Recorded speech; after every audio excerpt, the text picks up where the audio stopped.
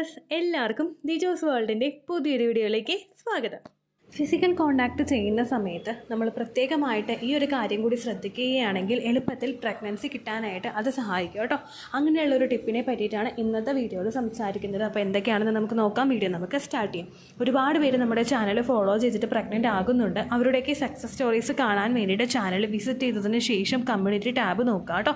അതിൽ നിങ്ങളുടേതായിട്ടുള്ള same health conditions ഉള്ള ആളുകൾ എന്തൊക്കെ ടിപ്സാണ് ഫോളോ ചെയ്തതെന്ന് നിങ്ങൾക്ക് മനസ്സിലാക്കാനായിട്ട് സാധിക്കും. അതിൽ നിങ്ങൾക്ക് യൂസ്ഫുൾ ആണെന്ന് തോന്നുന്ന തരത്തിലുള്ള ടിപ്സ് നിങ്ങൾ ഫോളോ ചെയ്യാനായിട്ട് പ്രത്യേകം ശ്രദ്ധിക്കുക കേട്ടോ. ഫിസിക്കൽ കോണ്ടാക്ട് ചെയ്യുന്ന സമയത്ത് വളരെ കുഞ്ഞു കുഞ്ഞു കാര്യങ്ങളിൽ വരെ നമ്മൾ വരുത്തി വെക്കുന്ന മിസ്റ്റേക്കാണ് പലപ്പോഴും പ്രഗ്നൻസി നീണ്ടു പോകാനായിട്ട് കാരണമാകുന്നത്. അങ്ങനെ നിങ്ങൾ നെഗ്ലക്റ്റ് ചെയ്ത് വിടുന്ന ഒരു മിസ്റ്റേക്കാണ് ഇന്ന് സംസാരിക്കാൻ പോകുന്നത്. ഫിസിക്കൽ കോണ്ടാക്ട് ചെയ്ത് തുടങ്ങുന്നതിന് മുൻപായിട്ട് നിങ്ങൾ ഈ ഒരു മിസ്റ്റേക്ക് ചെയ്യുന്നുണ്ടെങ്കിൽ അത് നിങ്ങളുടെ ആ ഒരു പ്രോസസ്സിനെ അഫക്റ്റ് ചെയ്യുകയും പ്രഗ്നൻ്റ് ആകാൻ വേണ്ടിയിട്ട് കുറച്ച് ഡിഫിക്കൽട്ടീസ് ഉണ്ടാക്കുകയും ചെയ്യുന്നു. ആ കാര്യം എന്താണ് എന്നതിനെ പറ്റിയിട്ടാണ് ഇന്നത്തെ വീഡിയോയിൽ സംസാരിക്കുന്നത് കേട്ടോ. പലരും പ്രഗ്നൻസി ട്രൈ ചെയ്ത് വെക്കുന്നതിന് മുൻപ് ചെയ്യുന്ന ഏറ്റവും വലിയൊരു മിസ്റ്റേക്കാണിത്. അപ്പോൾ നമുക്കിത് എന്താണെന്ന് നോക്കാം. വീഡിയോ നമുക്ക് സ്റ്റാർട്ട് ചെയ്യാം. തുടക്കത്തിലെ ഒരു കാര്യം പറയാം. ഫിസിക്കൽ കോണ്ടാക്റ്റ് അല്ലെങ്കിൽ സെക്സ് അങ്ങനെയുള്ള വീഡിയോസിനെയൊക്കെ പറ്റിയൊക്കെ വീഡിയോസ് ചെയ്യുമ്പോഴേക്കും അതിന് താഴെ വന്നിട്ട് വളരെ വൾഗറായിട്ടുള്ള രീതിക്ക് കമൻറ്റ് ചെയ്യുന്ന കുറച്ച് ആളുകളുണ്ട്. ചാനലിൽ നമ്മൾ പോലും അറിയാതെ ആയിരിക്കും ചിലപ്പോൾ അവരിങ്ങനെയുള്ള വീഡിയോസൊക്കെ കാണുന്നതും കമൻറ്റ് ചെയ്യുന്നതും. ഇതുപോലുള്ള കാര്യങ്ങളിൽ തിരിച്ച് ക്വസ്റ്റ്യൻ എന്തെങ്കിലും കമൻറ്റ്സ് ചോദിക്കുന്നവർക്ക് വളരെ വൾഗറായിട്ടുള്ള അല്ലെങ്കിൽ വളരെ വൃത്തികെട്ട രീതിക്കാണ് അവർ തിരിച്ച് കമൻറ്റ് ചെയ്യുന്നത്. അങ്ങനെയുള്ള കമൻറ്റ്സ് ഒക്കെ നിങ്ങൾ കാണുകയാണെങ്കിൽ ആ കമൻറ്റ് ഒരു ലൈൻ വായിക്കുമ്പോൾ തന്നെ നിങ്ങൾക്ക് മനസ്സിലാവുമല്ലോ. അതിന് ശേഷം ആ ചാനൽ റിപ്പോർട്ട് അടിച്ച് നിങ്ങൾ ബ്ലോക്ക് ചെയ്യുക കേട്ടോ. അത് മുഴുവനായിട്ട് നിങ്ങൾ വായിക്കാൻ നിൽക്കരുത്. നിങ്ങളുടെ ആ ഒരു ദിവസം തന്നെ പോകും. നമ്മുടെ ആ മുഴുവൻ വീഡിയോ കേട്ടിട്ട് നമ്മുടെ പേരെടുത്ത് വെച്ചിട്ടാണ് അവർ ആ കമൻറ്റ് ടൈപ്പ് ചെയ്തിടുന്നത് കേട്ടോ. അപ്പോൾ ആ ഒരു കാര്യം നിങ്ങൾ മസ്റ്റായിട്ട് ശ്രദ്ധിക്കണം. അപ്പോൾ നമുക്ക് വീഡിയോ സ്റ്റാർട്ട് ചെയ്യാം. ഓവുലേഷൻ സമയത്ത് ഫിസിക്കൽ കോണ്ടാക്ട് ചെയ്യുമ്പോഴും അല്ലെങ്കിൽ അതിന് മുൻപായിട്ട് ഫിസിക്കൽ കോണ്ടാക്ട് ചെയ്യുന്നതിന് മുൻപായിട്ടും എല്ലാവരും ചെയ്യുന്ന ഒരു കാര്യമാണ് നമ്മുടെ ഇൻറ്റിമേറ്റ് ഹൈജീൻ പാലിക്കുക എന്നുള്ളത്. സാധാരണ ആളുകൾ നമ്മൾ ഫിസിക്കൽ കോണ്ടാക്ട് ചെയ്യാനായിട്ട് പ്രിപ്പയർ ആയിട്ട് ഈ ഒരു സമയത്ത് നമുക്ക് താല്പര്യമുണ്ട് അങ്ങനെ ചെയ്യാനായിട്ട് നിൽക്കുമ്പോഴേക്കും സ്ത്രീയും പുരുഷനും അവരുടെ പ്രൈവറ്റ് പാർട്ട് നല്ലപോലെ ക്ലീൻ ചെയ്യാറുണ്ട്. ഈ ഒരു സമയത്ത് സ്ത്രീകൾ ചെയ്ത് വെക്കുന്നതിൽ ഏറ്റവും വലിയൊരു മിസ്റ്റേക്ക് എന്ന് പറയുന്നത് അവരുടെ ആ ഒരു പ്രൈവറ്റ് പാർട്ട് സോപ്പൊക്കെ ഉപയോഗിച്ചിട്ട് ഭയങ്കരമായിട്ട് വാഷ് ചെയ്യുക. അതുപോലെ തന്നെ വെള്ളം ഉപയോഗിച്ചിട്ടാണെങ്കിലും നല്ലതുപോലെ ഭയങ്കര ഡീപ്പായിട്ട് ക്ലീൻ ചെയ്യുന്നവരുണ്ട്. സാധാരണ ഈ ഒരു പ്രോസസ്സിലൂടെ നമ്മൾ ഇറങ്ങുന്ന സമയത്ത് ഭയങ്കര ഡീപ്പായിട്ട് ക്ലീൻ ചെയ്യുകയാണെങ്കിൽ അത് നിങ്ങളുടെ വജൈനയിലെ ലൂബ്രിക്കേഷനെ അഫക്റ്റ് ചെയ്യുന്നു. ആ ഒരു പ്രോസസ്സ് ചെയ്യുന്നതിന് മുൻപ് നമ്മൾ ക്ലീൻ ചെയ്യേണ്ടേ എന്ന് ചോദിച്ചു കഴിഞ്ഞാൽ മസ്റ്റായിട്ട് നിങ്ങൾ ക്ലീൻ ചെയ്യണം. പക്ഷേ അതൊരു വെള്ളം ഉപയോഗിച്ച് നോർമലായിട്ട് ചെയ്യുന്ന രീതിക്ക് നിങ്ങൾ ചെയ്യാനായിട്ട് പാടുള്ളൂ. കൂടുതലായിട്ട് ചെയ്ത് കഴിഞ്ഞാൽ അവിടുത്തെ ലൂബ്രിക്കേഷൻ നഷ്ടമാണ്. ഈ ലൂബ്രിക്കേഷൻ എങ്ങനെയാണ് നിങ്ങളെ സഹായിക്കുന്നതെന്ന് വെച്ച് കഴിഞ്ഞാൽ ലൂബ്രിക്കേഷൻ എന്ന് പറയുന്നത് അല്ലെങ്കിൽ ഒരു ലൂബ്രിക്കൻ്റ് ആയിട്ടുള്ള ഒരു ഫോമിൽ നിങ്ങൾക്ക് ഡിസ്ചാർജ് ഉണ്ടാകുമ്പോഴേക്കും ഈ ഡിസ്ചാർജാണ് ആ ഒരു പ്രോസസ്സ് എൻജോയബിൾ ആക്കാൻ വേണ്ടിയിട്ട് നിങ്ങളെ സഹായിക്കുന്നത്.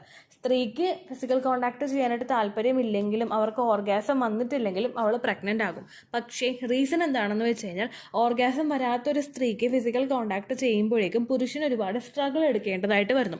ഓർഗാസം നമുക്ക് ഉണ്ടാവുകയാണെങ്കിൽ അതിനനുസരിച്ചിട്ട് ലൂബ്രിക്കേഷൻ നമുക്ക് ഉണ്ടാവുകയാണെങ്കിൽ അതിൽ തുടർന്നും നിങ്ങൾക്ക് ആ ഒരു സെർവിക്സ് ഓപ്പൺ ആവാനായിട്ടും അതായത് നിങ്ങൾക്ക് വജൈനയുടെ ആ മസിൽസ് ഒക്കെ നല്ലതുപോലെ ഒന്ന് സ്ട്രെച്ച് ആകാനായിട്ടും ഒക്കെയുള്ള ചാൻസസ് ഉണ്ട്.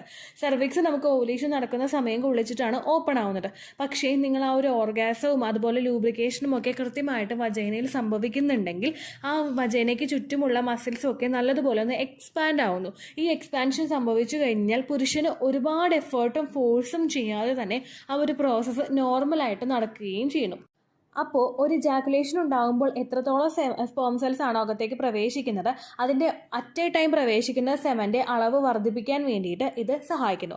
നിങ്ങളിപ്പോൾ ഒരു ഫിസിക്കൽ കോണ്ടാക്ട് ചെയ്യാനായിട്ട് നിങ്ങൾക്ക് താല്പര്യമില്ലാതിരിക്കുന്ന ഒരു സമയത്ത് നിങ്ങൾക്ക് ഒട്ടും ഇൻട്രസ്റ്റ് ഇല്ല, നിങ്ങൾക്ക് ഇൻട്രസ്റ്റ് ഇല്ല എങ്കിൽ വജൈനയിലെ ഡ്രൈ ആകില്ലേ? ഈ ഡ്രൈ ആവുന്ന സമയത്ത് കോണ്ടാക്ട് ചെയ്യുമ്പോഴേക്കും ഹസ്ബൻഡിനോട് ചോദിക്കുക എന്തായിരുന്നു നിങ്ങൾക്ക് ആ ഒരു പ്രോസസ്സ് ചെയ്യുമ്പോൾ ഫീൽ ചെയ്തത് എന്നുള്ള കാര്യം.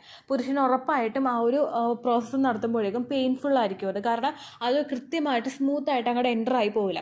പുരുഷൻ്റെ ആ ഒരു ഡിസ്കംഫോർട്ട് അവർക്ക് ഫീൽ ചെയ്ത് കഴിഞ്ഞ് കഴിഞ്ഞാൽ അത് ഇജാക്കുലേഷൻ നടക്കുന്ന ടൈമിനെ എഫക്റ്റ് ചെയ്യും. ഒരുപാട് നേരം ഇജാക്കുലേഷൻ നടക്കാനായിട്ട് ആ പ്രോസസ്സ് ചെയ്യേണ്ടതായിട്ട് വരും. അങ്ങനെ വന്നു കഴിഞ്ഞാൽ നിങ്ങളും കംഫർട്ടബിൾ അല്ലാതെയാവും, ഹസ്ബൻഡും കംഫർട്ടബിൾ അല്ലാതെയാകും. അപ്പോൾ സെക്സ് എന്ന് പറയുന്നത് ഒരു പ്രഗ്നൻസിക്ക് വേണ്ടിയിട്ടുള്ള സെക്സ് എന്ന് പറയുന്നത് നമുക്ക് നമ്മളെ സംബന്ധിച്ചിടത്തോളം താല്പര്യമില്ലാത്തതുപോലെ ആവുകയും ഒരു പേടി സ്വപ്നമായിട്ട് മാറുകയും ചെയ്യുന്നു. അതുകൊണ്ട് നിങ്ങൾ തുടക്കത്തിൽ തന്നെ ആ ഒരു മിസ്റ്റേക്ക് ചെയ്യാതിരിക്കുക. മാക്സിമം നിങ്ങൾ ക്ലീൻ ചെയ്യണം, ക്ലീൻ ചെയ്യേണ്ടെന്നല്ല, പക്ഷേ നിങ്ങളുടെ ലൂബ്രിക്കേഷൻ മൊത്തത്തിൽ എളുപ്പത്തിൽ കളയുന്ന രീതിക്ക് നിങ്ങൾ ക്ലീൻ ചെയ്യാതിരിക്കുക. അതുമാത്രമല്ല എക്സസ് ആയിട്ട് സോപ്പും അതുപോലെ ഒരുപാട് ഫ്രാഗ്രൻസ് ഉള്ള ഇൻറ്റിമേറ്റ് ഹൈജീൻ പ്രൊഡക്ട്സ് നിങ്ങൾ ഉപയോഗിച്ച് കഴിഞ്ഞു കഴിഞ്ഞാൽ അതുമൂലം നിങ്ങളുടെ pH ബാലൻസിനെ അത് അഫക്റ്റ് ചെയ്യുന്നു. വജൈന ഡ്രൈ ആകുന്നതിനും അത് കാരണമാകുന്നു. അപ്പോൾ ആ ഒരു തെറ്റ് നിങ്ങൾ ഫിസിക്കൽ കോൺടാക്ട് ചെയ്യുന്നതിന് മുൻപ് ചെയ്യാതിരിക്കുക കേട്ടോ. അതുപോലെ തന്നെ ശ്രദ്ധിക്കേണ്ട ഒരു കാര്യമാണ്, കോൺടാക്റ്റ് കഴിഞ്ഞു കഴിഞ്ഞിട്ട് അങ്ങനെ തന്നെ കിടന്നുറങ്ങാതെ ഒരു 15 മിനിറ്റോളം ബെഡിൽ കിടന്ന് എഴുന്നേറ്റ് പോയിട്ട് നിങ്ങൾ വാഷ് ചെയ്യുക എന്നുള്ളത്. ഈ വാഷ് ചെയ്യുന്ന സമയത്ത് നിങ്ങൾ ശ്രദ്ധിക്കണം, ഒരുപാട് വെള്ളം ഒടിച്ചിട്ടും അതുപോലെ ഫ്രാഗ്രൻസ് ഉള്ള സോപ്പ് ഉപയോഗിച്ചിട്ടും നിങ്ങൾ ക്ലീൻ ചെയ്യാനായിട്ട് പാടില്ല. കാരണം അകത്തേക്ക് പ്രവേശിച്ചിട്ടുള്ള സെമന് ഒരു കംഫർട്ടബിൾ ആയിട്ടുള്ള എൻവയോൺമെൻറ്റ് നമ്മൾ ഒരുക്കി കൊടുക്കുന്നത് ഈ ഒരു എക്സ്ട്രാ ഒരുപാട് വാട്ടർ ഉപയോഗിച്ചിട്ട് ക്ലീൻ ചെയ്യുന്നതിലൂടെയോ അല്ലെങ്കിൽ നിങ്ങൾ കൂടുതലായിട്ട് സോപ്പ് ഉപയോഗിച്ച് ക്ലീൻ ചെയ്യുന്നതിലൂടെയോ ഒരു pH ബാലൻസിനെ അത് നഷ്ടമാക്കുന്നു. pH ബാലൻസ് നഷ്ടമാവുകയാണെങ്കിൽ നമുക്ക് അവിടെ ഇൻഫെക്ഷൻസ് ഉണ്ടാകുന്നു. അത് മാത്രമല്ല അകത്തേക്ക് പ്രവേശിക്കുന്ന സെമന് ശരീരത്തിനകത്ത് നിലനിൽക്കാൻ പറ്റാത്തൊരു എൻവയോൺമെൻറ്റ് അത് ഉണ്ടാക്കിയെടുക്കുകയും ചെയ്യുന്നു. അപ്പോൾ ആഫ്റ്റർ സെക്സ് ആണെങ്കിലും നിങ്ങൾ ക്ലീൻ ചെയ്യണം, ക്ലീൻ ചെയ്യേണ്ടതെന്നല്ല, പക്ഷേ ഒരുപാട് ഭയങ്കരമായിട്ടുള്ള രീതിക്ക് നിങ്ങൾ ക്ലീൻ ചെയ്യാതിരിക്കുക കേട്ടോ. ഈ 2 കാര്യങ്ങളും നിങ്ങൾ ഫിസിക്കൽ കോൺടാക്ട് ചെയ്യുന്നതിന് മുൻപ് മസ്റ്റായിട്ട് ശ്രദ്ധിക്കേണ്ട കാര്യങ്ങളാണ്. അതുപോലെ തന്നെ ഒരുപാട് പേര് ഇപ്പോൾ ചെയ്യുന്നൊരു മിസ്റ്റേക്കാണ്, ലൂബ്രിക്കേഷൻ ഇല്ലാതായി വന്നു കഴിഞ്ഞാൽ ലൂബ്രിക്കേഷനായിട്ട് വേണ്ടിയിട്ടുള്ള ജെല്ല് ഓൺലൈനിൽ നിന്നോ മെഡിക്കൽ സ്റ്റോറിൽ നിന്നോ മേടിച്ച് ഉപയോഗിക്കുക എന്നുള്ളത്. നമുക്ക് ശരീരത്തിൽ ജെല്ല് ഉപയോഗിക്കുന്നത്, നിങ്ങൾ പ്രഗ്നൻസി നോക്കുന്നില്ല എങ്കിൽ നിങ്ങൾക്ക് ആ ജെല്ല് ഉപയോഗിക്കുന്നതുകൊണ്ട് പ്രശ്നമില്ല. പക്ഷേ പ്രഗ്നൻസി നോക്കുന്നവരാണെങ്കിൽ എന്തെങ്കിലും ലൂബ്രിക്കേഷൻ ജെല്ല് നിങ്ങൾ ഉപയോഗിച്ച് കഴിഞ്ഞാൽ അത് സ്പേം ഫ്രണ്ട്ലി ആണെന്നുള്ള കാര്യം നിങ്ങൾ മസ്റ്റായിട്ട് ഉറപ്പുവരുത്തണം. സ്പേം ഫ്രണ്ട്ലി അല്ലാത്ത ജെല്ല് ഉപയോഗിക്കുകയാണെങ്കിൽ അകത്തേക്ക് വരുന്ന സെമനെ അത് നശിപ്പിച്ചു കളയുന്നു. പ്രോസസ്സ് എൻജോയബിൾ ആയിരിക്കും, നിങ്ങൾക്ക് മാക്സിമം ഒരു സാറ്റിസ്ഫാക്ഷൻ കിട്ടും. പക്ഷേ ഒരിക്കലും അതുകൊണ്ട് നിങ്ങൾക്ക് പ്രഗ്നൻ്റ് ആകാനായിട്ട് സാധിക്കില്ല. കാരണം അകത്തേക്ക് സെമൻ പ്രവേശിച്ചാലല്ലേ പ്രഗ്നൻസി ആവുകയുള്ളൂ. അപ്പോൾ വേറെ ആരുടെയെങ്കിലും റെക്കമെൻഡേഷനോട് കൂടിയിട്ട് നിങ്ങളൊരു ലൂബ്രിക്കേഷൻ ജെല്ല് ഉപയോഗിക്കാതെ, അതുപോലെ തന്നെ നാച്ചുറലി വീട്ടിലുണ്ടാകുന്ന, അതായത് നമ്മളിപ്പോൾ ചിലർ പച്ചമുട്ടയുടെ വെള്ളം എടുക്കാറുണ്ട്. നമ്മുടെ സെർവിക്കൽ മ്യൂക്കസ് പോലെ തന്നെയുള്ള ഡിസ്ചാർജ് ആയതുകൊണ്ട് ചിലർ പച്ചമുട്ടയുടെ വെള്ളം എടുക്കാറുണ്ട്. അതുപോലെ ചിലരെന്ന് പറയുന്നത് കോക്കനട്ട് ഓയിൽ എടുക്കാറുണ്ട്, ചിലർ ഒലീവ് ഓയിൽ എടുക്കാറുണ്ട്. ഇങ്ങനെയുള്ള കാര്യങ്ങളൊന്നും നിങ്ങൾ പ്രഗ്നൻസി ട്രൈ ചെയ്യുന്ന സമയത്ത് എടുക്കാതിരിക്കുക. കാരണം ഇത് നിങ്ങളുടെ സെമനെ അഫക്റ്റ് ചെയ്യുന്നതിന് കാരണമാവുന്നു. നിങ്ങളൊരു ഡോക്ടറെ കണ്ടതിന് ശേഷം ലൂബ്രിക്കേഷൻ ഇല്ല എന്ന് പറഞ്ഞിട്ട് ഒരു മെഡിസിൻ എടുക്കുകയോ അല്ലെങ്കിൽ ലൂബ്രിക്കേഷൻ ഉണ്ടാക്കാൻ വേണ്ടിയിട്ടൊരു ജെല്ല് ഉപയോഗിക്കുകയോ ചെയ്യുന്നത് ആ ഒരു പ്രോസസ്സിനെ എൻജോയബിൾ ആക്കുന്നു. അതുപോലെ തന്നെ നിങ്ങളുടെ ശരീരത്തിന് ഹാർംഫുൾ ആയിട്ടുള്ള രീതിക്ക് അത് അഫക്റ്റ് ചെയ്യുകയും ഇല്ല കേട്ടോ. ഈ 3 കാര്യങ്ങളും പ്രഗ്നൻസി ട്രൈ ചെയ്യുന്നവർ മസ്റ്റായിട്ട് ശ്രദ്ധിക്കേണ്ടവയാണ്. ഇത്രയേ ഉള്ളൂ വീഡിയോ. യൂസ്ഫുൾ ആയി കാണുമെന്ന് വിശ്വസിക്കുന്നു. യൂസ്ഫുൾ ആവുന്നുണ്ടെങ്കിൽ ലൈക്ക് ചെയ്യുക, ഫ്രണ്ട്സിനൊക്കെ ഷെയർ ചെയ്ത് കൊടുക്കുക കേട്ടോ. എന്തെങ്കിലും സംശയം ഉണ്ടെങ്കിൽ നിങ്ങൾ കമൻസിൽ ചോദിക്കുക. പണ്ടത്തെ വീഡിയോയ്ക്ക് കമൻസ് ഇടുന്നവർക്ക് റിപ്ലൈ ലഭിക്കുന്നില്ലെങ്കിൽ ലേറ്റസ്റ്റ് ആയിട്ട് ഞാൻ ഏത് വീഡിയോ ആണ് അപ്ലോഡ് ചെയ്യുന്നത് അതിന് താഴെ കമൻറ്റ് ഒന്ന് കോപ്പി പേസ്റ്റ് ചെയ്യാനായിട്ട് ശ്രദ്ധിക്കുക കേട്ടോ. അതുപോലെ ഓവുലേഷൻ ഡേറ്റ് കാൽക്കുലേറ്റ് ചെയ്ത് തരാനായിട്ട് റിക്വസ്റ്റ് ചെയ്യുന്ന ആളുകൾ എത്രയാണോ സൈക്കിൾ ലെങ്ത് അത് മെൻഷൻ ചെയ്യാനായിട്ട് ശ്രദ്ധിക്കുക. സൈക്കിൾ ലെങ്ത് എന്നതുകൊണ്ട് ഉദ്ദേശിച്ചത് ഓരോ മാസവും എത്ര ദിവസം കൂടുമ്പോഴാണോ ബ്ലീഡിങ് വരുന്നത് അതാണ് സൈക്കിൾ ലെങ്ത്. കഴിഞ്ഞ മാസം ഒരു 8-ാം തീയതിയാണ് ബ്ലീഡിങ് ആയതെങ്കിൽ ഈ മാസം 6-ാം തീയതിയാണ് ബ്ലീഡിങ് ആയതെങ്കിൽ കഴിഞ്ഞ മാസം 8-ാം തീയതി മുതൽ ഈ മാസം 6-ാം തീയതി വരെ എത്ര ദിവസമുണ്ടോ അത് കാലണ്ടറിൽ എണ്ണി തിട്ടപ്പെടുന്നതാണ് നിങ്ങളുടെ സൈക്കിൾ ലെങ്ത്.